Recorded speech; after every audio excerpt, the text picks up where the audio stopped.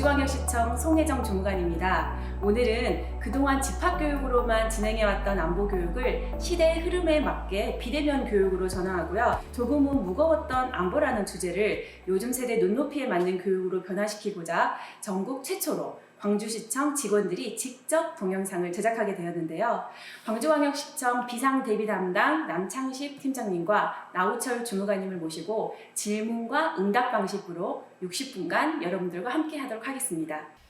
위드 코로나 시대 2021년 공직자 안보교육 진행 순서는 모두 말씀으로 안보교육에 대한 패러다임 전환, 국민 안보의식 설문조사 결과를 알아보고, 첫 번째, 공무원이 바라본 과거와 현재의 안보, 두 번째, 육군 모 사단 해엄귀순 사건, 세 번째, 드론 테러 대응 및 통합 드론 운용 순으로 토의하겠습니다. 팀장님과 주무관님 인사 나누실까요? 네, 반갑습니다. 네, 여러분 안녕하십니까? 저는 광주시청 비상대비 담당 남창식입니다. 이제 여러분들께서 잘 아시겠지만 안보 교육 하게 되면은 우리 송희정 주무관님께서 말씀하셨다시피 좀 많이 무겁죠. 무거워서 이제 과거에 우리 공무원들 안보 교육 받아보면 한 10분만 지나면은 전부 다 이게 졸고 있잖아요. 그렇죠. 많이들 힘들어하는 교육이 이제 안보 교육이라고 생각하는데, 오늘 우리 광주시에서 아무튼 혁신적인 방법으로 우리 공무원들이 안보 관련된 어떤 무거운 주제를 재미있게 어떤 토론 방식으로, 또 우리 공무원의 어떤 시각으로 이렇게 바라보는 관점으로 토의식으로 진행을 하려고 합니다. 과거의 안보 교육 그런 개념을 완전히 탈피해서 새로운 개념의 안보 교육, 그런 패러다임 전환하는 그런 계기가 되었습니다. 참고로 이제 국민 안보의식 관련해서 설문조사를 해놓은 게 있더라고요. 이게 보니까 우리가 우려했던 것만큼 우리 국민들의 안보의식이 이게 낮은 수준 아니다라는 걸 이제 봤거든요. 두 가지 주제를 가지고 설문조사를 했더라고요. 첫 번째는 만약 우리나라에 전쟁이 일어난다고 한다면 참전하겠느냐. 또 두 번째는 내가 해외에 있는데 우리나라에서 전쟁이 일어났다. 그러면은 바로 참전해서 복귀할 의사가 있느냐. 이런 것들을 물어봤거든요. 근데 성인 1000명, 그리고 우리 대학생들 1000명, 청소년 1000명, 이렇게 한 3000명 대상으로 설문조사를 했는데, 우리 성인들을 보니까 한 83.7%가 나는 전쟁이 일어나면 참전을 하겠다. 그리고 대학생들은 63%, 우리 청소년들도 50% 이상, 56%가 참전을 하겠다는 의사를 밝혔고요. 내가 해외에 머물면 뭐 어떻게 하겠냐 이렇게 하니까 성인들의 약 40.9%도 바로 복귀하겠다는 의사를 밝혔다고 합니다. 기타 의견으로 전쟁 상황을 봐서 귀국하겠다는 의견도 있었고, 그 다음에 전쟁이 끝난 다음에 귀국하겠다 이런 의사들도 있었는데요. 아무튼 이런 설문조사를 통해서 보면은 우리가 우려할 만큼 이렇게 우리 국민들의 안보의식 수준이 낮은 것만 아닙니다. 저는 참 고무적으로 생각을 합니다. 안보에 대해서 새롭게 생각하는 소중한 그런 시간이 됐으면 좋겠습니다. 오늘 진행을 맡은 광주시청 나우철 주무관입니다. 저도 방금 남찬식 계장님이 말씀드렸다시피 만약에 전쟁이 난다. 그럼 비록 제가 단기 사병 출신이지만은 꼭 전쟁에 참가해서 우리 국방을 지키도록 하겠습니다. 자, 오늘 공무원들이 어떻게 꾸며드릴까? 많은 분들이 우리의 시선을 가질 수도 있습니다. 그래서 누가 과연 이 주제를 갖고 토의를 할까? 많은 시선이 있는데요. 오늘은 전국 5번째 손가락 안에 드는 안보 전문가입니다. 우리 남창식 회장님이시죠. 네. 제가 바로 같이 옆에서 고필하고 있습니다. 네. 자, 우리 남창식 회장님께서는 지금 군대에서 예편하시고 오셨죠? 공생활을 몇 년 정도 하셨습니까? 저는 육군 장교로 임관해서 군대 생활 한 23년 정도 이렇게 공부를 하고요. 육군 소령으로 전역을 해서 지금 우리 시에서 우리 비상대비 그리고 안보 분야를 담당을 하고 있습니다. 첫 번째 주제는 공무원이 바라본 과거와 현재의 안보 시각입니다. 과거 반공시대의 산물인 이승복 어린이 동상 철거 논란에 대해 살펴보고, 현재와 과거의 반공교육 변화, 드라마나 반공영화 속 우리의 안보 현실을 짚어보도록 하겠습니다. 자, 이제는 공무원들 세계도 드디어 2000년생들이 들어왔습니다. 그렇죠. 네. 1955년 선배님부터 작년까지 1960년 세대가 베이비 세대가 가고 신규 세대들 왔는데요. 이분들은 과연 어떤 안보 의식을 갖고 있을까? 어떻게 보면 우리 공무원들이 제일 많은 안보를 교육하고 또 시키고 있지 않습니까? 시민들하고 또 우리가 또 보면은 나라 사랑 안보 튼튼 교육이라고 초, 중, 고등학교 대상으로 해서 매년 실시하고 있습니다. 이런 안보 의식을 갖고 있을 때 제가 좀 체험한 게 있습니다. 제가 며칠 전에 초등학교를 갔습니다. 초등학교를 갔는데 갑자기 보다가 이승복 어린이 동상이 없더라고요. 그래서 요즘에는 또 충무고 이순신만 있고 이승복 어린이가 없길래 없어진갑다 하고 또 다른 학교를 우연찮게 안보 체험 교육 때문에 한번 가봤는데 또 거기도 또 이승복 어린이 동상이 없는 겁니다. 이게 과연 어찌된 일인가 하고 점심시간을 맞이해서 그때는 우리 후배님들과 같이 점심을 한 계기가 됐거든요. 그때가 30대 초반, 31, 2 정도 되는데 이런 이야기를 하다 보니까 후배님들이 하는 말씀이 이승복 어린이가 누구예요? 그러더라고요. 그래서 후배님 장난하세요? 그랬더니 진짜 이렇게 후배님도 모르는 거예요. 그리고 다른 모임에 가서도 물어보니까 진짜 이걸 모르더라. 근데 선배님들께서 하신 말씀이 어떻게 이승복 어린이를 모르냐. 그래도 같이 있던 후배님들한테 물어보니까 진짜 모르는 거예요. 네. 이래서 저도 이제 세대 간의 격차가 느껴지구나 하고 생각했습니다. 혹시 송희정 주무관님은 이승복 어린이를 알고 계시나요? 나는 공산당이 싫어. 네.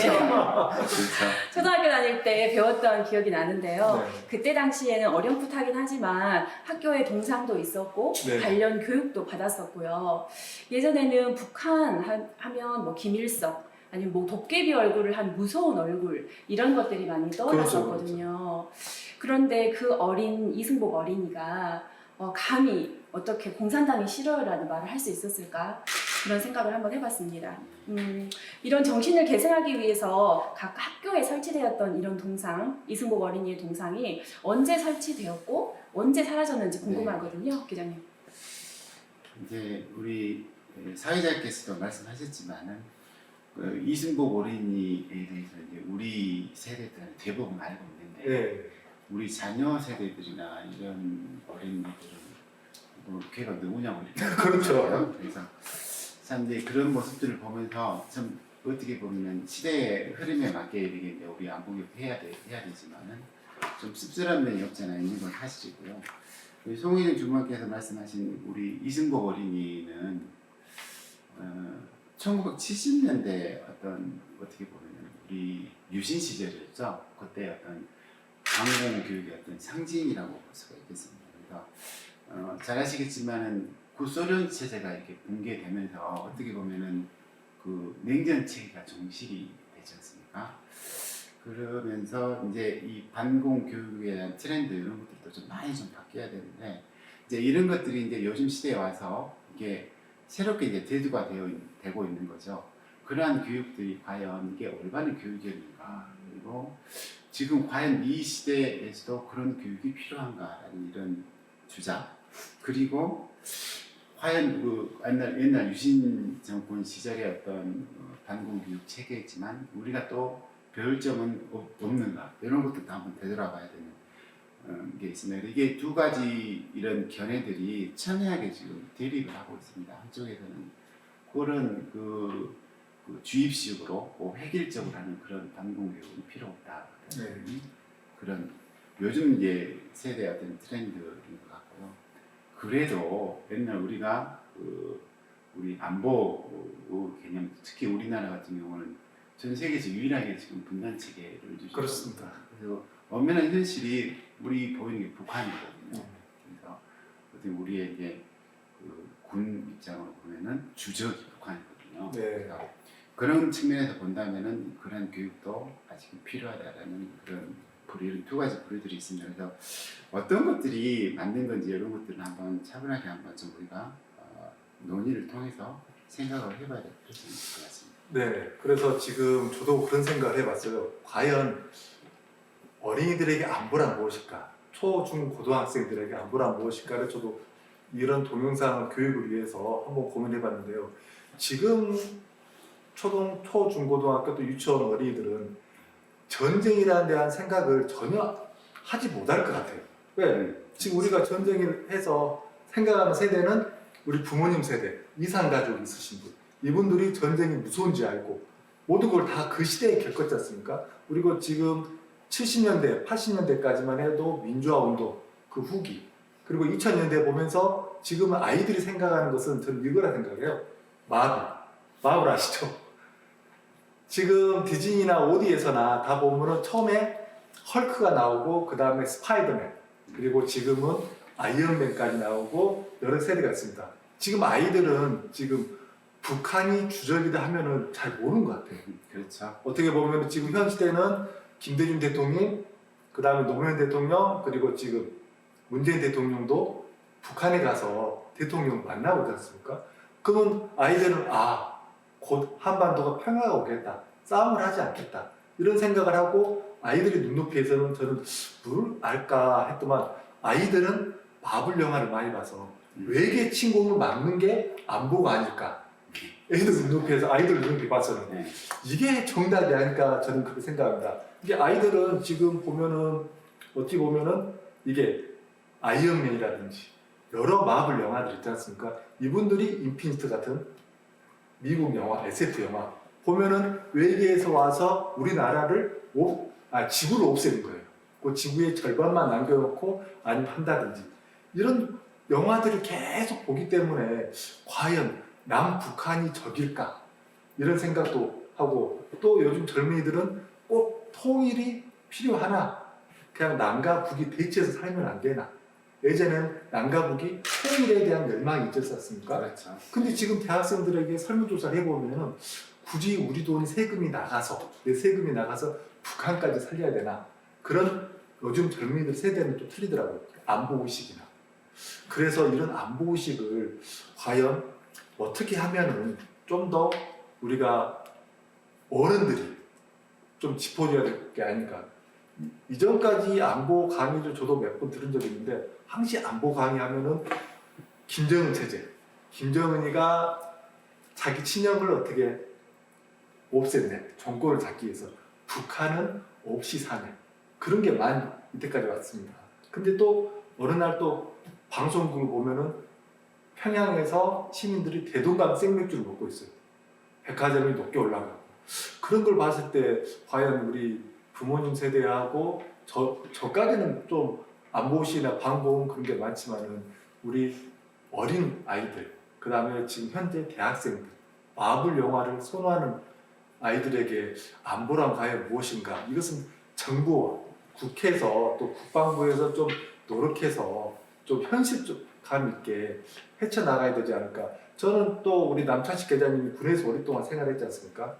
군에서 보는 안보 시각, 그때 당시 군에서 현역으로 계셨을 때, 장교로 계셨을 때 소령으로 예편을 하셨지만 그때의 안보 의식과 또 지금은 강주 광역시청 고문이지 않습니까? 그리고 비상대비팀 담당 계장님으로서 군에서 나와서 현실감 있게 동료들을 만났을 때 그 안보 의식 한번 말씀해 주시죠.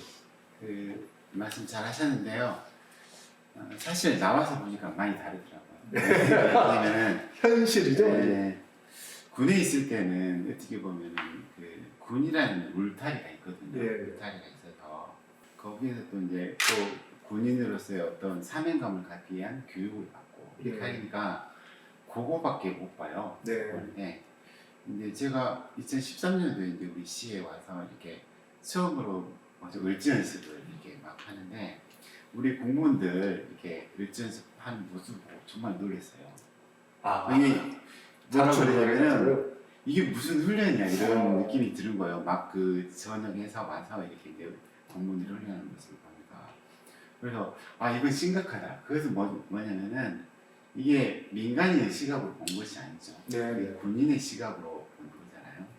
그래서 이것을 어떻게 이렇게 고쳐야 되겠다. 아무튼 군처럼 군인들처럼 군 조직처럼 그냥 그 일사불란하게 이루어지는 그런 훈련 체계를 구축을 해야 되겠다. 네. 안보 교육도 마찬가지고 그런 식으로 해야 되겠다. 이런 생각이 많이 들었었거든요. 하면은 이제 계속 하다 보면은 우리 그 이승복 어린이처럼 사상화 이렇게 네. 돼서 자기도 모르게 교육이 되는 거거든요. 그래서 그렇게 해야 되겠다고 마음을 먹었는데 이제 몇 년 지나놓고 보니까 제가 뼈저리게 느낀 게 뭐냐면은 그렇게 하지 않아도 이 조직에 있는 자원들이 엄청나게 우수하기 때문에 그렇죠. 다 알아요. 이게 일방적으로 주입식 교육을 한다고 해서 이렇게 받아들일 우리 직원들도 아니고 그래서 자율적으로 이렇게 서로의 생각을 존중해 줘 가면서 이렇게 하는 교육이 더 중요하겠다라는 그런 생각을 했거든요. 그리고 훈련할 때도 보면은 어떤 임무나 이런 걸 주잖아요. 주면은 뭐 안 될 것 같은데 결국은 뭔가 산물을 가져와요. 그걸 보고 정말 우리 광주광역시 공무원 조직이 정말 대단한 조직. 왜냐면 군 관련된 훈련을 하니까 잘 모를 거 아니에요. 우리 송인영 주무관님도 잘 모르시잖아요. 군이나 뭐 훈련에 관련된 걸 잘 모르시잖아요. 내가 접해보지 않았던 거기 때문에. 근데 그런 것들을 이렇게 주면은 뭐 과제 발표를 하라든지 훈련에 관련된 내용을 이렇게 브리핑 하라든지 하면은 엄청 이게 어떤 산문을 과제해서 발표를 하고 이렇게 하더라고요. 능력이 참 대단한 걸 느꼈는데 아무튼 이 다시 한번 말씀드리면 바라보는 시각이 중요하다. 관점이 중요하고 그래서 오늘 이렇게 토의하고 논의하는 것들도 뭐겠어요? 우리 공무원이 바라보는 안보 교육이잖아요. 그러니까 여태까지 우리 안보 교육이 내가 바라본, 내가 하고자 하는 그런 안보 교육에서 이제 밖에서 여러분들의 시각을 보는 안보 교육 개념으로 바꿔가는 그런 게 참 중요하다고 생각하고요. 그 이승복 어린이에 관련된 것들은 이제 우리 나우철 우리 사회자께서도 이승복 그 어렸을 때 교육 많이 받고 자랐죠. 네, 그렇죠. 갑자기 어느 날 TV에서 나는 공산당이 싫어하니까 입을 어떻게 보면 이제 교육이라 그러지만 입을 이제 좀 잔인하게 하지 않습니까? 하지 않습니까? 그 어린이의 마음도 그 당시에는 좀 느끼고 아 우리가 또 국방을 또 지금은 또 이제 그 당시는 어떻게 보면 이제 워낙에 반공교육을 많이 받다 보니까 그럴 수밖에 없었던 것 같습니다. 이게 이번에 이승복 어린이 사건을 두고 역사가 오래된 초등학교에서 각급 초등학교에서 동상이 철거되고 있는 거에 대해서 계장님 어떻게 생각하십니까? 저는 사실 안타깝습니다. 왜냐면은 이게 어떤 과거의 어떤 잘못된 반공 교육의 산물이긴 하지만 그렇죠. 그 안에서도 우리가 배울 것은 있다라고 저는 생각하거든요. 무조건 이게 과거에 했던 교육이 아까 말씀드렸듯이 획일화되고 그냥 주입식으로만 한다고 해서 다 나쁜 것은 아니거든요. 그게 좀 좋은 측면도 없지 않아요. 우리나라의 어떤 분단의 어떤 현실, 안보 현실을 바라봤을 때는 그런 부분도 어느 정도 필요한 부분도 있긴 있거든요. 근데 이제 저는 그렇게 생각합니다. 이승복 동상 철거 이게 해야 되냐 말아야 되냐 이러한 논란들은 우리 나우철 사회자라든지 우리 송인영 주무관님이라든지 우리가 여기서 논의해가지고 결정나는 결코 아니다. 그렇군요. 그렇다고 해서 이것이 2년간 갈등으로 이렇게 번져서 좌우 논리 개념에 여기서 뭐 한쪽에서는 철거해야 되고 한쪽은 반대 이런 개념도 아닐 것 같고요. 어떤 그 학교 운영 주체가 있을 거 아니에요. 운영 주체가 누굽니까? 학생들 그리고 학부모들 그렇죠. 우리 교사들 이런 분들이 주체가 돼가지고 나름대로 이건 이승복 어린이 이 동상은 보존해야 될 가치가 있다 하면 보존하는 거고 그거 많이 돈을 필요 없다 라고 이렇게 결정이 한다면 철거를 한다든지 이렇게 해서 누가 결정해줘서 이렇게 철거해라 누가 뭐 하지 말라 이런 식으로 가서는 안 된다고 생각합니다. 그래서 어떤 이러한 그 학교 운영 주체들의 어떤 공론화 이런 것들을 통해서 결정하는 게 낫지 않겠냐라는 그런 생각이 드네요. 저는 이제 사실 여부를 떠나서요. 이제 어차피 이념 대결의 희생양이 될 수밖에 없었잖아요. 이 이승복 어린이의 죽음을 또 저희가 자랑스러워해야 할 일인가 하는 생각도 해봤습니다. 당시 이승복 어린이는 9살이었거든요. 그렇죠. 엄마 품에 안겨가지고 밥투정을 해도 사실 어색하지 않을 어린 아이였어요. 근데 이제 반공 의식화 교육이 이제 얼마나 철저했으면 이 어린이가 죽음을 앞에 두고 나는 공산당이 싫어요 라고 말을 할 수 있었을까 그 생각에 참 씁쓸하다 생각을 했습니다. 어떻게 보면 우리 자식 송인영 주무관인데 이제 자녀분이 계시던데 자녀가 이렇게 그 앞에 진짜 이게 칼 들고 총 들고 있는데 그렇죠. 내가 우리 아들이 우리 자식 내 딸이 나는 그 앞에 나 공산당이 싫어 뻔히 죽을 줄 알면서 이렇게 과연 할 수 있었을까요? 아마도 그런 부분은 우리 안중근 의사님 어머님이 아실까 잠깐 네. 딴 들어가고요. 네. 자, 그럼 오늘은 지금 이승복 어린이 동산청에 대해서는 여기서 좀 네. 마무리하시고 네. 최근 안보에 관련해서 대중성 있는 이야기를 한번 하도록 하겠습니다. 다들 알다시피 영화가 어떻게 보면 이제 이 시대의 안보의 흐름을 다 바꿔놨다 생각합니다. 네. 예전에 1000만 관객을 모았던 태극기 휘날림이 아시죠? 네. 그때 장동건하고 원빈 네. 그때 유명한 그 일화가 남기고 멘트도 남겨 하셨는데 그때는 어쩔 수 없이 형제가 그리 친했지만은 또 빨치산이나 또 여러 가지 상황에서 결국은 인연 대립으로 인해서 남과 북으로 나눠져서 싸우지 않습니까? 그렇죠. 그 형제가 싸우고 결국 비극적인 삶을 마무리하죠. 끝에는 우리 주인공으로 나왔던 원빈이가 형의 무덤을 찾고 네. 그 마무리하는 거라는데요. 그 전까지는 우리가 예전 과거 영화 보면은 빨치산이나 어디 고지를 점령하고 북한을 위에 있고 남한은 올라가고 계속 그 고지를 뺏고 찾고 그 수많은 전투 속에 무슨 고지라 가지고 백마고지나 그런 여러 가지 고지전투라고. 예. 그런 게 있었는데 지금은 많이 시대가 바뀐 것 같아요. 여러분 나왔을 때 웰컴 투 동막골이 나옵니다. 거기서는 아무것도 모르는 전쟁이 일어나는지도 모르는 산골 마을에서 남과 북 전쟁에 희생자들이 군인들이 거의 모이게 되죠. 그래서 좀 재미나게 처음에는 다투다 나중에는 웃음으로 승화시킨 그리고 그 남과 북이 결국은 그 마을을 지키기 위해서 본인들이 작전을 짜고 좀 마을을 지킨다는 이야기 소재죠. 저는 그걸 보면서 많은 사람들이 그때도 좀 설정은 어설펐으나 폭탄이 터진 수리탄이 터지니까 옥수수가 팝콘이 돼서 하늘에서 뿌려지는 그 장면은 익히 두고 명장면이라고 이게 과연 되냐 안 되냐 그래서 또 TV에서 실험까지 해봤어요. 아 그래요? 네. 그러나 결국은 안 된다 이것은 밀폐된 공간에서 옥수수 알맹이를 넣고 그 다음에 기름이 좀 있어야 이게 팝콘이 된다 그런 실험까지 했거든요. 그리고 나서 불과 작년이었죠. 강철비 2 강철비 2에서는 남과 북 정상이 잠수함에 마주쳐서 이게 좀 같이 지혜를 모아서 위기를 벗어난다는 얘기입니다. 우리 전쟁 영화에 대해 관심이 되게 아, 많으시죠? 우선 모든 영화의 시나리오고 그런데요. 네. 그 후로 이제는 예전에는 처음에 송혜정 주무관께서 말씀하셨지 얼굴을 묘사를 좀 무섭게 했어요. 북한 방공 영화를 보면. 그리고 그 전까지도 북한 군인은 좀 강인하고 좀 흉터가 있고 또 싸움을 잘하는 한 10명 정도는 물리칠 정도의 남성들이 나타났는데 갑자기 드라마에서 송혜정 주무관님 아실 겁니다. 사랑의 불시착 알고 계시죠? 아 물론 알고 있죠. 거기서 드디어 현빈이가 국민 남배우 현빈이가 북한군 장교로 나옵니다. 예전에는 누가 북한군 장교를 현빈으로 썼겠습니까? 좀 우락부락하고 좀 싸움 잘하고 좀 악하게 생긴 사람을 북한군으로 썼는데 그만큼 정서가 많이 바뀌었다는 거라고 저는 생각합니다. 그렇죠. 이 점에 대해서 저는 반공 영화에 대해서 잠깐 이야기하면요. 1900 제가 나이를 밝히기 싫지만은 70년도, 80년도는 반공 영화, 특히 만화 영화가 줄을 이뤘습니다. 아시죠? 그때 제가 본 게 또리 장군입니다. 지금 교육을 받고 계시는 저보다 좀 비슷한 연령이나 윗 연령들은 다 아실 거고 그 다음에 지금 현재 30대 때는 모르실 수도 있어요.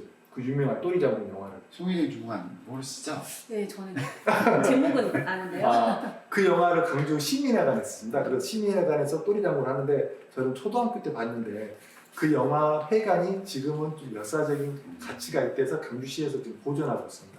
그때 보면 또리 장군 보면은 그 영화에서 북한군 그때 수계 김일성은 돼지로 나옵니다. 그리고 나머지 군인들은 늑대로 나오죠. 다 얼굴이 빨개. 그래서 저는 어렸을 때부터 북한군은 얼굴이 빨간 줄 알았어요. 그래서 지금까지도 그걸 갖고 있어요. 그래요. 송혜정 주무관은 그런 생각을 안 해보셨습니까? 안 해봤습니다. 이렇게 좀 하고 있는데요. 저는 그래서 그때 보면은 좀 사실은 북한은 지금 사람들 생각할 때는 많은 변화를 좀 갖고 있지 않나. 이렇게 반공 영화나 지금 그 흐름에 대해서 이에 대해서 우리 남창식 계장님 어떻게 생각하십니까? 그 말씀 잘 해주셨는데요. 네. 일단 먼저 옛날에 아까 말씀하신 그 고지 전투, 예, 예. 과거 6.25 전쟁이나 이런 것들인데 고지 전투 개념이 있어. 왜냐면 뭐 백마고지, 그러면 고기를 탈환하면 거긴 우리 땅, 그래 기가 예. 고지면 우리 땅. 또 다시 뺏기면은 저기 북한 땅. 이런 개념이었는데 이제 요즘의 어떤 전쟁 개념은 바뀌었습니다. 네. 여러분들 불과 몇 년 전에 골프전 보셨죠? 네. TV 네. 방송이나 이런 걸 통해서 보셨잖아요. 이 전쟁 개념이 옛날에는 그냥 그 총 들고 이렇게 여기 군인들이 쭉 올라가면서 싸우면 이제 우리 땅, 점령하면 네. 우리 땅 이래 됐잖아요. 그런 개념이 아니거든요.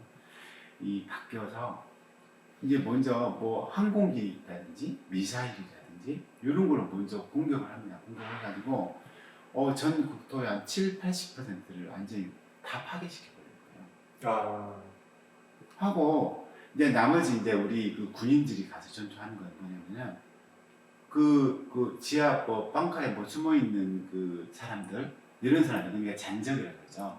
잔적 소탕하고 하는 그런 개념으로 바뀌었죠. 그러니까 옛날에 우리가 전쟁 나면은 전쟁 안 난 지역으로 뭐 후방 쪽으로 뭐 피난 가면 부산으로 간다. 피난 가면 살 수 있었고 막 이런 거 있잖아요. 전쟁이 안 나요.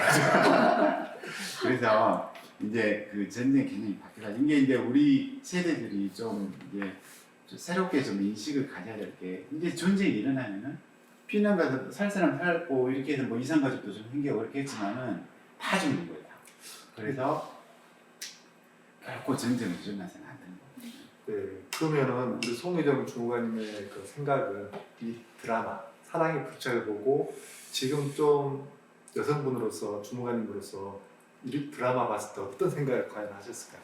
우선은 남녀노소를 불문하고 이 드라마를 안 보신 분이 많지 않을 거예요. 현빈이가 나오고 그렇죠. 네, 인기가 많았던 드라마인데요. 이제 북한군 장교 역을 맡은 현빈이 사랑하는 여인을 위해서 목숨을 바치는 그런 모습에 이제 매료 같았었죠. 그리고 나도 이 여주인공 같은 모습이었으면 환상을 가지고 또 네. 보기는 했습니다.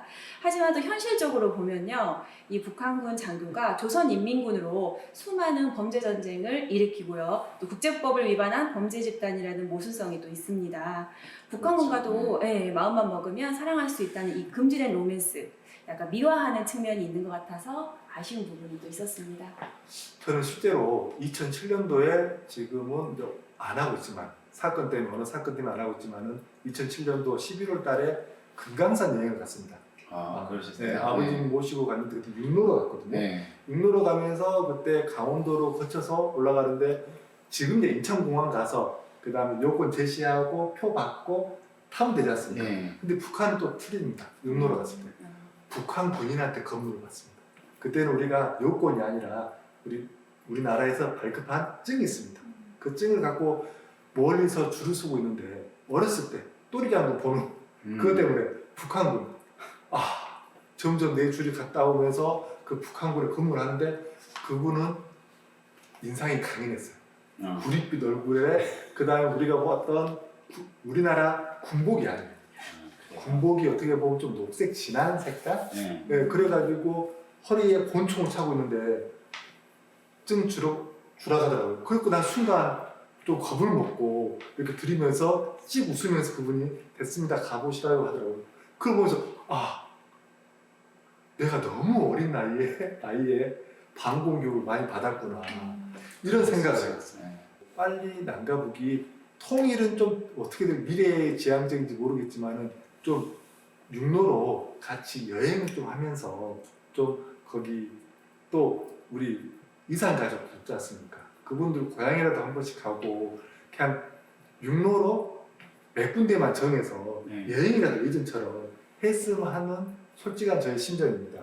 북한 입장에서는 그렇게 하기가 쉽지 않겠죠. 그렇죠. 왜냐면은 우리 남한 그 국민들하고 북한 주민들이 접촉할수록 이게 북한 정권 입장에서는 더 불리해지거든요. 우리가 최근에도 보면 그 실향민들 북한에 북한으로 전단지 같은 거 네네. 북한이 가장 싫어하는 게 그거예요. 그게 이제 우리 어떤 심리전이거든요. 왜냐면 우리 남한의 어떤 잘 사는 모습 이런 것들을 북한 사람들한테 보여주면서 북한 주민들이 동요. 지금은 유일 충성하잖아요. 그렇죠. 유일 김정은 하잖아요.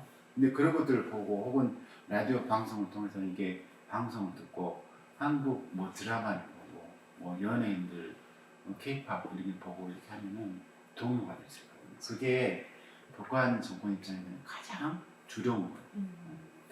그래서 이제 저는 아까 우리 송혜정 주무관님께서도 말씀하셨지만은 그 사랑의 불시착 있잖아요. 네. 그거 보면서 참 저는 저도 재밌게 봤거든요. 드라마 솔직히 재밌더라고요. 근데 제일 우려스러운 부분은 어떤 그 북한의 어떤 군인들의 뭐죠? 인간적인 모습을 걸어냈다는 거예요. 사실은 이게 그 북한군 장교가 엄청나게 그 손혜진이 인간적인 모습을 보이고 사랑의 감정을 느끼고 이런 것들을 유도를 하잖아요. 그런 것들이 자꾸 진짜 이게 있을 수 없는 일인데 이런 것들이 그리고 있을 수도 있지 않습니까? 어떻게 해요? 우리가 모르니까요. 그래서 그걸 보고 어떤 북한에 대해서 환상을 품을 수도 있다는 거죠. 저는 그런 부분들이 북한의 현실하고 너무 괴리감이 있다. 그리고 그런 그 드라마 화면에 나오는 그런 배경의 모습이나 이런 것들도 보면은 이제 물론 세트장에서 찍었겠죠. 그렇죠. 근데 그런 것들도 너무 잘 꾸며놓은 거예요.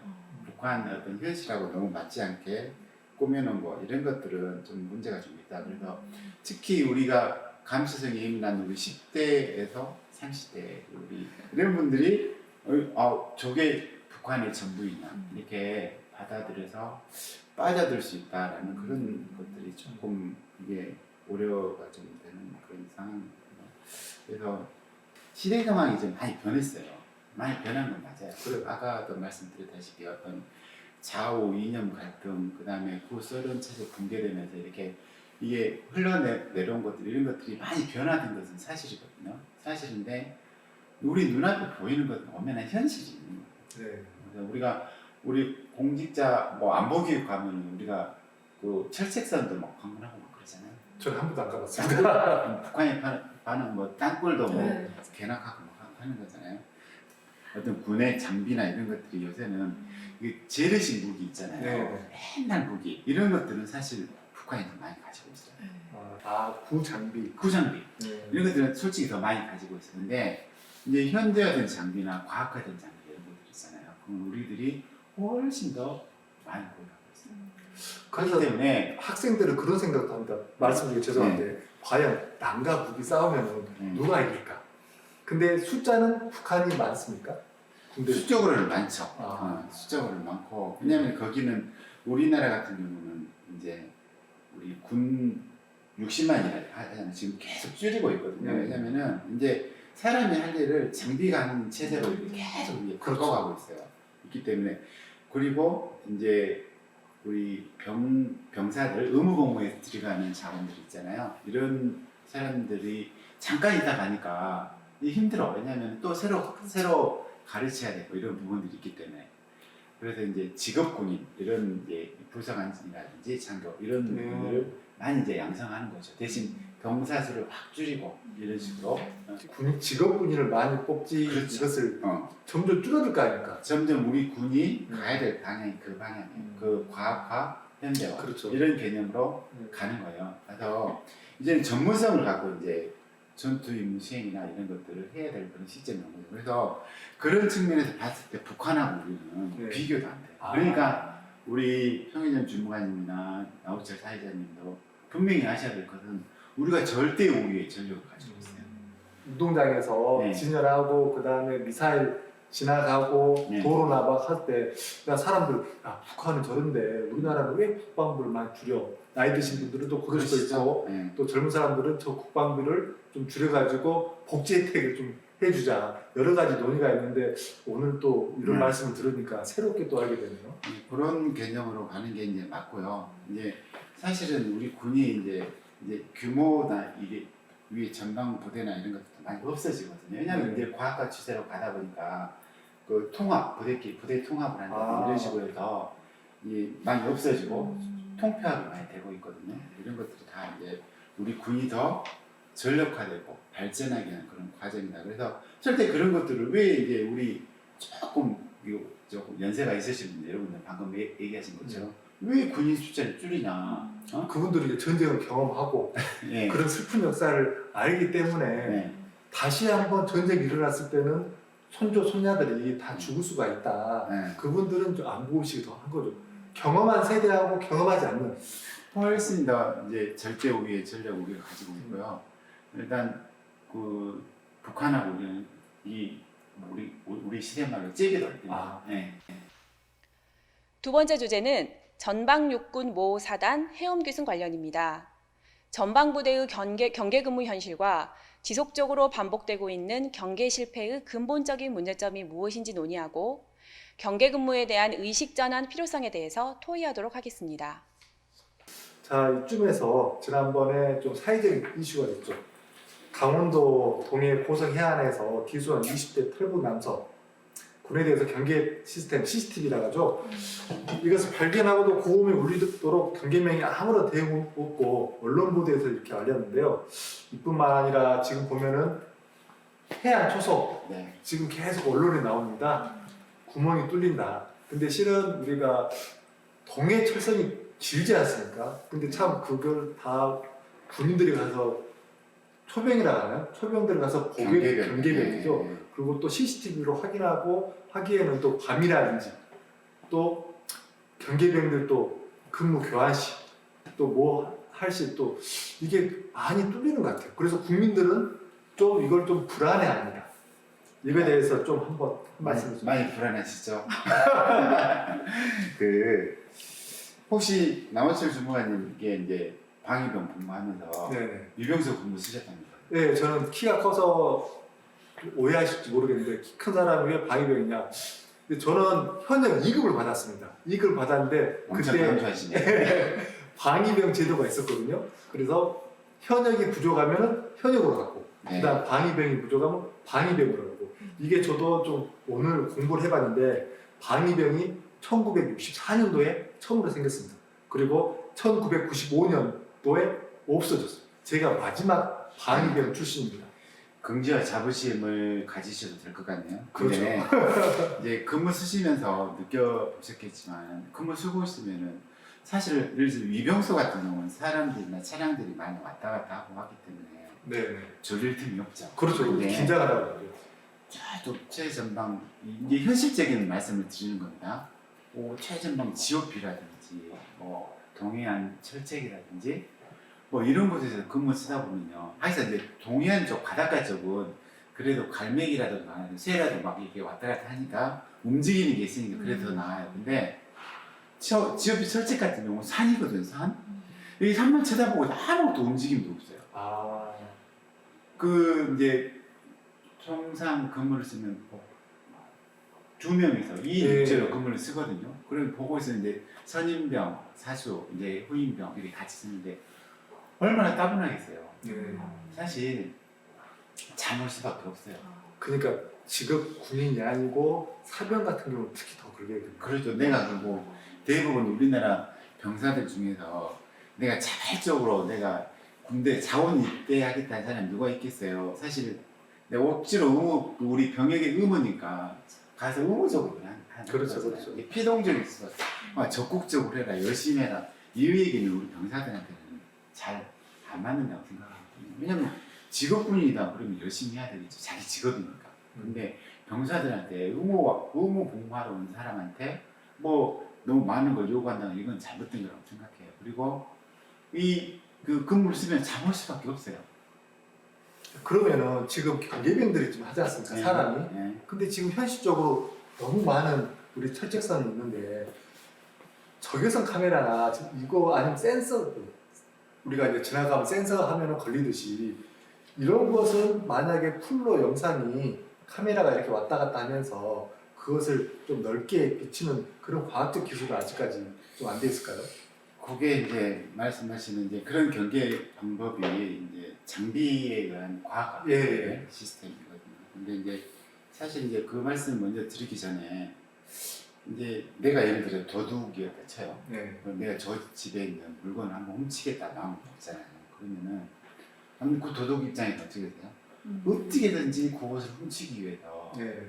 머리를 다 쓸 거 아니에요. 그렇죠. 이게 취약 지점이 어디고 어디로 들어가면 되고 이게 사실 그 주인은 언제 비를 시간이고 뭐 이런 건 사전에 다 분석할 거 아니에요. 네. 그잖아요. 그렇게 이제 도둑질을 하려고 마음먹은 사람이 있어요. 그리고 나는 그거 지키려고 하는 사람이 있어요. 그럼 도둑질 하려는 사람이 어떻게 막을 수 있겠어요? 못 막죠. 절대 못 막겠어요. 영화라고 그것은- 하면 못 막죠. 그것은 제가 봤을 때 만국불변의 진리예요. 네. 통상 이게 전방 실책 부대 같은 경우는 자기가 방어하는 그 지역이 한 1개 사단당 한 25km 정도 된다고요.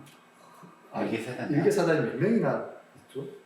그건 보안 안 되고 보안 네. 때문에. 그래서 한 25km 정도 된다고요. 근데 이 사단은 그 해안 철제까지 포함해서 한 100km 정도 된다고 해요. 그러니까 다른 사단에 비해서 한 4배 정도 넓은 지역을 맡고 있는 거죠. 그러다 보니까 어쩌겠어요. 취약지역이 많을 수밖에 없는 거예요. 아무리 그 경계병이 많이 투입되고 혹은 장비로 그 사람이 커버하지 못한 부분을 장비로 커버를 한다고 해도 취약지점이 있을 수밖에 없는 거예요. 그러니까 그걸 뚫으려고 마음먹은 사람은 어떻게든 뚫을 수밖에 없는 체계잖아요. 그래서 저는 이 부대가 그거였어. 뭐 와가지고 넘어가지고 네. 자고 있는 것을 네. 그게 숙박 기술이에요. 아. 또 이게 이제 나 넘어왔는데 음. 북한에서 넘어왔어요. 넘어왔는데 아무도 안 알아줘. 그래서 뭐 그러니까 우리 네이버는 우리 병사들 자고 있는 네이버가 똑똑똑 해서 놓고 있어요. 네. 그리고 이번에 지금 이제 한 게 그거 있죠. 이제 회원 네. 기술. 그러니까 사병이 참 이거 책임감 있고 해야 되는데 안 될 것 같아요. 이게 책임감이 없을 수밖에 없어요.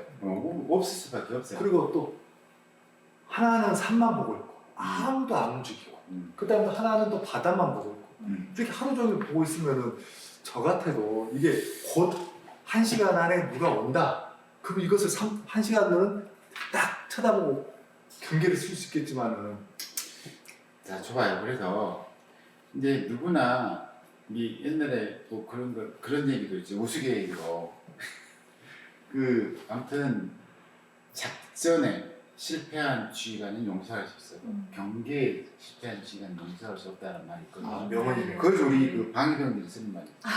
뭐라고? 작전에 실패한 지휘관은 용서해도 배식에 실패한 지휘관은 용서 못한다. 저희는 이런 얘기도 있었어요. 저희는 5시 되면 퇴근하기 때문에 그런 경우는 네.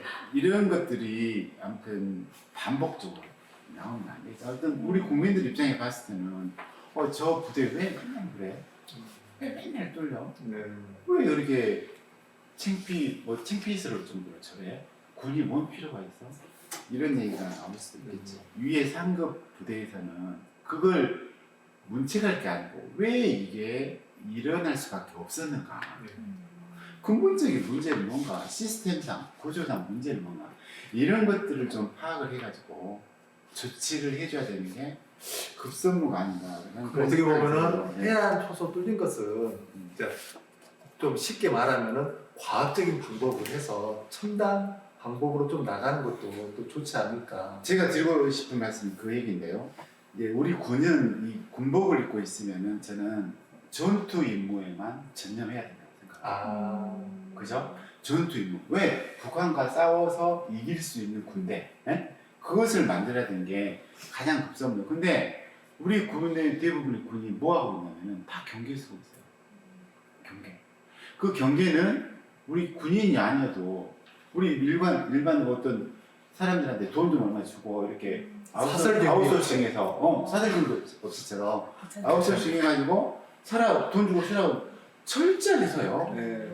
안 그럴 것 같아요? 돈 주는데? 그렇죠. 그리고 만약에 빵꾸 났다 그러면 돈 깎아버리고 이렇게 하면은 빈틈이 생길 수가 없을 것 같아요. 그래서 그런 식으로 해서 아웃소싱하는 방법도 한번 검토를 해볼 필요성이 있지 않냐, 제 생각입니다. 이게 방금도 들으셨지만 소령 출신, 방위병 출신, 저는 바로 사설경비업체가 나왔습니다. 그렇죠. 그래서 이게 안보의 시각적 차이죠. 그래서 결론은 뭐냐면은 22년 사건의 교훈은 이건 것 같아요. 그 군은 전투 임무 수행해야 된다. 전투병은 전투에 필요한 임무 수행 이런 것들을 해야 되고 경계나 이런 것들은 과감하게 민간에 맡겨가지고 한번 해줄 필요성이 있다. 시범적인 차원에서도 응. 한 부분은 응. 예. 그러니까 앞으로 또 보면은 거기 계장님이 말씀하셨다시피 사병이 없어지고 직업군이 생긴다면은 그것도 되지 않을까 생각돼요. 그렇죠. 좀- 그런데 그렇게 하게 되면 아까 말씀드렸다시피 뭐죠? 과학화 경비 시스템. 그렇죠. 이걸 CCTV를 딱 해놓으면은 우리 군인들이 직접 가서 근무 안 써도 CCTV가 다 관찰하잖아요. 하고 우리는 상황실에서 모니터로 이게 뭐 있는 거 없는가. 그리고 뭐 열 감지선이라든지 이런 게 다 설치돼 있어. 센서가 설치돼 있어가지고 움직이면은 움직이면 다 확인이 신호가 되잖아요. 와서 그렇죠. 그런 식으로 해서 좀 발전시킬 방향 필요성이 있다. 그래서 무조건 사고 났다고 해서 무조건 해당 부대만 족치면 그럼 될 거다 발전이 안 좋은 절대 안 돼. 절대 안 돼. 지금 이런 게 있지 않습니까? 과학적으로 보면 최고 인공지능이 지금 자율주행, 네. 자율주행 차가 최고인데 앞으로는 뭐 자율주행이 스스로 네. 거기 사람들이 오는 것 감지하고 뭐하고 스스로 가는 게 최종 목표지 않습니까? 제가 목표를 들은데 자율주행은 만약에 위험한 돌발 사항까지 예측을 해서 가는 게 자율주행이거든요. 네. 우리 해양 경비도 지금 최첨단 장비를 해서 좀 우리 자율주행 시스템처럼 인공지능화해서 앞으로는 갈 거라고 생각이 듭니다. 이게 대해서 우리 송혜정 주무관님은 어떻게 보면 어떻게 생각하십니까? 아니 이제 말씀을 들어보니까 이제 충분히 공감이 가는 이야기인 것 같아요. 그리고 이제 앞으로 우리 군이 뭐 전방 철책이든 뭐 해안이든 다양한 방법으로 철저한 이제 경계 작전을 수행해가지고요 국민으로부터 신뢰받는 군대가 되었으면 좋겠습니다. 예. 네. 두 번째 주제는 많이 무거웠네요. 다음 주제로 한번 넘어가 볼까요? 네. 세 번째, 최근 핫 이슈인 드론 테러 및 통합 드론 운용 방안에 대해 논의합니다. 현재 관군경의 드론 운영 실태를 살펴보고 특히 광주광역시에서 역점적으로 추진하고 있는 민관군경 통합 드론 운용 방안에 대해 알아보도록 하겠습니다. 지금 앞으로의 지금 화두는 이게 드론이 어떻게 보면 편리성에 의해서 만들어졌는데 지금은 사생활 침해. 우리가 보면은 이제 계장님도 알다시피 드론이 민간에서 띄우려면은 우리 총정리 공군 제1전투비행단인가요? 거기에 허가를 맡아야 돼요. 상공 제한합니다. 그래서 이제 가까운 곳에서는 아파트만 띄워도 거기에 사생활 침해라든지 여러 가지 좀 부작용이 났고 이 드론이 누구가 띄워댔고 또 갑자기 드론 했는데 배터리가 떨어져가지고 하늘에서 떨어져 버리면 지나가는 사람도 다칠 수도 있고 그래서 지금은 면허 체계로 간다 했습니까, 계장님? 지금 그렇죠. 올해부터 면허 체계로 가는 거죠. 그만큼 드론에 어떻게 보면 편리함보다 무서움이 많은 좀 시각이 되지 않을까. 이 점에 대해서 계장님 생각이 어떠십니까? 드론 관련해서는 저도 이제 관심을 많이 갖고 이렇게 하고 있습니다만 지금 드론이 상용화가 많이 됐죠. 네네네. 많이 돼서 물론 우리 관에서도 이제 그 분야별로 해서 드론을 어떤 업무적인 분야에 많이 활용을 하고 있지만은 민간에서 운용하는 드론도 많거든요. 그렇죠. 인간 동호회가 네. 전국적으로 어마합니다. 그렇죠. 그래서 저는 이제 특히 좀 아까 우리 사회자께서 말씀하셨지만은 그 드론 테러 네. 이런 것은 정말 이게 생각만 해도 끔찍하고 예를 들어서 우리 그 북한의 입장에서 봤을 때는 예를 들어 전쟁을 북한이 일으킨다고 생각을 한번 해보세요. 그러면은 제일 먼저 어디를 먼저 공격할까요? 우리나라의 어디를 먼저 공격할 것 같아요? 안보시설, 원전, 그렇죠. 방송국, 군부대, 그 청와대. 우리 사회자께서 말씀하신 곳이 우리 국가 중요 시설이에요. 그런 것을 먼저 공격을 하면은 어떻습니까? 우리 사회의 어떤 기반 체제나 이런 것들이 많아지겠죠. 그러니까 가장 효과적이에요. 거기를 먼저 우선 공격을. 그게 드론을 이용한 공격이 될 가능성이 상당히 높다는 거예요. 하여간 미사일을 쏴버리면은 우리가 그 뭐죠?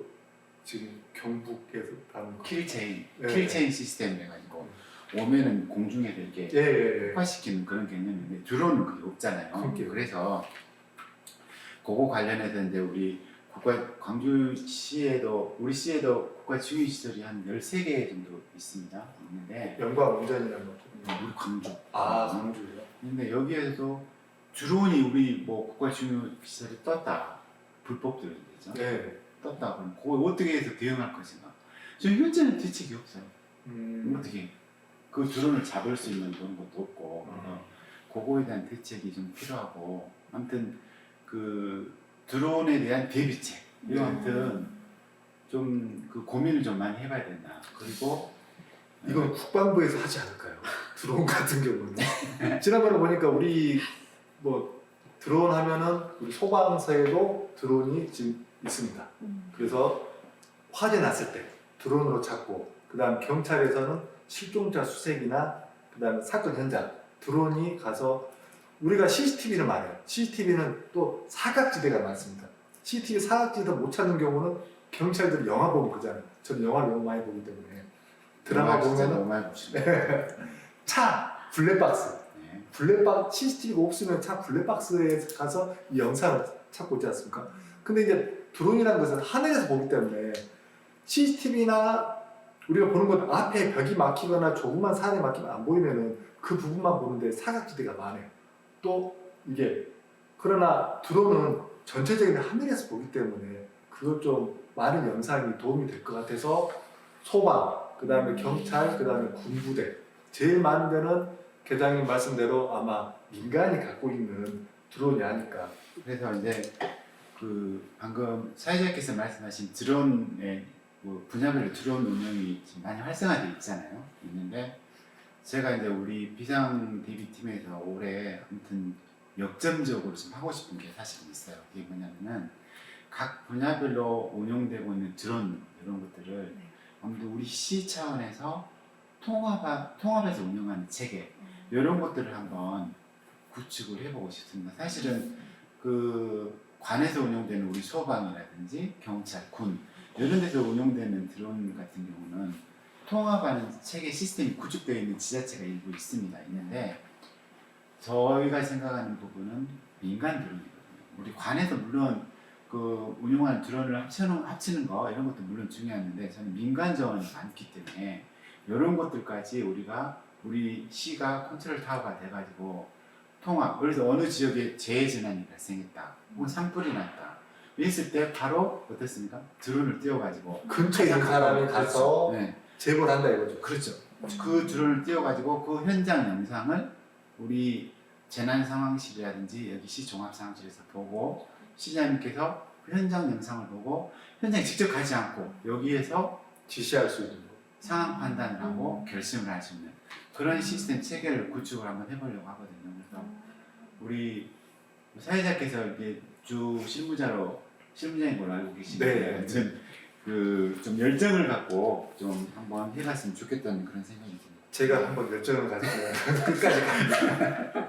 우리 광주시에서는 우리 송희정 주무관은 처음 들을지 모르겠지만은 저랑 계장님이랑 이게 각각이 있는 게 아니라 모든 것을 통합하고 또 공유한다. 지금은 제일 중요한 게 공유 같아요. 나만 알고 남이 모르는 시대는 넘어간 것 같아요. 지금 그렇죠. 보면은 업무도 똑같습니다. 그 다음에 예전에는 간첩 신고하면은 얼마 주지 않습니까? 그래서 몰래 자기만 갖고 있다가 신고를 하고 포상금을 받았거든요. 그렇지만 지금 시대는 공유를 하자는 시대이기 때문에 많은 걸 공유함으로써 좀 좋아지는 세상이 되지 않을까. 특히 비상시는 우리가 이게 1년에 한 번 쓸까 2년에 한 번 쓸까 생각하지만은 이 중요한 꼭 필요한 시기에 한 번만 사용해도 훌륭한 정보가 되지 않을까. 그 시나리오는 없습니다만 제가 한 말씀 드리고 싶은 게 우리 그 안보 관련에 대해서도 마찬가지로 비상대비 업무 관련돼서 마찬가지고 저희 관련 업무는 사실은 평상시에 일어나지 않습니다. 근데 요게 한번 일어나잖아요. 그러면 걷잡을 수가 없어요. 다시 재기가 불가능해요. 그래서 대부분의 사람들이 아직 한 번도 안 일어났기 때문에 6.25 전쟁이 일어나니까 전쟁이 안 일어났잖아요. 그래서 다 모두를 어떻게 생각하냐면 안 일어날 거다. 여태까지 안 일어났으니까 앞으로도 일어나지 않을 거다. 이렇게 생각들 하시거든요. 그래서 이 업무에 대해서 너무 소홀하게 생각해요. 사실은. 그래서 저는 마음이 찢어지게 많이 하거든요. 그래서 우리 공직자들이 이제 우리 송혜정 주무관님도 처음으로 이 안보 관련 네, 그럼요. 위해서 이렇게 신랄하게 좀 토의를 좀 하셨으니까 이번 기회에 어떤 이쪽도 네. 사실은 중요하구나. 우리가 그 백조가 호수에 떠 있으면은 외부로 보기에는 잔잔해 보이지만 그 백조는 수십 번 물갈기질을 하고 있습니다. 네. 그게 뭐냐면 우리가 안에서는 안 될 그런 일들을 하고 있는 거거든요. 그런 긍지와 자부심을 갖고 이렇게 업무를 했으면 좋겠고 우리 송혜인 주무관님도 우리 광주 광역시 공무원이라는 게 네. 그리고 전국 최초로 이렇게 이런 그 안보 관련된 아주 무거운 주제를 가지고 이 동영상을 제작했다는데 어떤 긍지와 자부심을 갖고 이렇게 생각했으면 좋겠습니다. 저도 매년 아마 안보 교육을 받았을 텐데요. 네. 의무 교육을 받았을 텐데요. 한 번도 다가와 본 적은 없었던 것 같아요. 그렇죠. 네. 근데 이렇게 참여하고 계장님 말씀 듣고 하면서 많은 생각을 할 수 있는 시간이었습니다. 감사합니다. 그럼 드론에 대해서는 어떻게 생각하십니까? 아. 드론에 대해서. 그 아까 말씀하신 그 계장님이 음. 말씀하셨잖아요. 통합 드론 운영 체계 구축. 네. 사실은 이거를 뭐 따로따로 하나하나 뭐 사업을 하자는 게 아니라 네. 함께 운영을 하자는 거잖아요. 그렇죠. 네. 있는 자원으로 맞아요. 활용하는 거기 활용하죠. 때문에 그 운영의 묘를 살리면 굉장히 성과가 클 거라고 생각을 합니다. 기대해 보겠습니다. 그러면 네. 저는 송혜정 주무관님은 드론을 앞으로 나가는 방향, 테러는 혹시 생각하셨나요? 안 해봤는데요. 자, 오늘 여러 가지 이야기를 나눴습니다. 우리 주제는 3가지였는데 지금 우리 안보 전문가 우리 기상 담당 우리 남창식 계장님 모시고 우리 또 송혜정 주무관님 모시고 어떻게 보면 안보에 대해서 공무원들이 이렇게 토의식으로 주제를 가지고 방송을 한다는 자체가 교육을 한다는 자체가 좀 처음 있는 일인 것 같습니다. 이런 것을 매년 좀 해가면서 저희가 이걸 가지고 우리 교육청도 가서 우리 학생들에게 안보 교육에 필요하면은 써주시라고 지자체에 또 공유도 하고 이걸 또 국방부에도 또 건의를 해서 우리 군인들 또 안보 교육에 참여를 시켰으면 좋겠습니다. 끝으로 하고 싶은 말씀 한번 해주시죠. 그 생각이나 발상의 전환 이게 참 중요한 것 같습니다. 우리가 이렇게 첫걸음 안보 교육이라는 무거운 주제 이런 첫걸음을 떼타는 게 저는 중요하다고 생각하거든요. 그래서 처음에는 좀 이게 처음이다 보니까 좀 다소 미흡한 부분도 없지 않아 있었지만은 우리가 이제 그 계속 진행을 하면서 미흡한 걸 보완하고 이렇게 해서 아무튼 그 우리 시 조직 공무원들이 관심 갖는 안보 교육. 아니죠. 전 국민이 그렇지. 관심 갖는 네. 안보 교육으로 만들어야 안보 교육으로 만들 수 있도록 노력하겠습니다. 네. 예. 제가 마지막으로 하고 싶은 말은 제가 지금 교육을 받고 계신 분들한테 하고 싶은 말은 제가 3명 다 공무원이기 때문에 프로가 아닙니다. 조금은 사투리도 들어가고 중간중간 좀 끊어지고 또 바닥에 보는 것도 좀 할 수 있으니까 이 점 양해 바라고요. 앞으로 안보 교육에 대해서 새로운 패러다임으로 1년, 2년, 3년 계속 또 시간대마다 새로운 걸 갖고 주제로 또 여러분께 선보이도록 하겠습니다. 자, 지금까지 함께 우리 송혜정 주무관과 송혜정 주무관님과 우리 남창식 계장님 감사합니다. 감사합니다.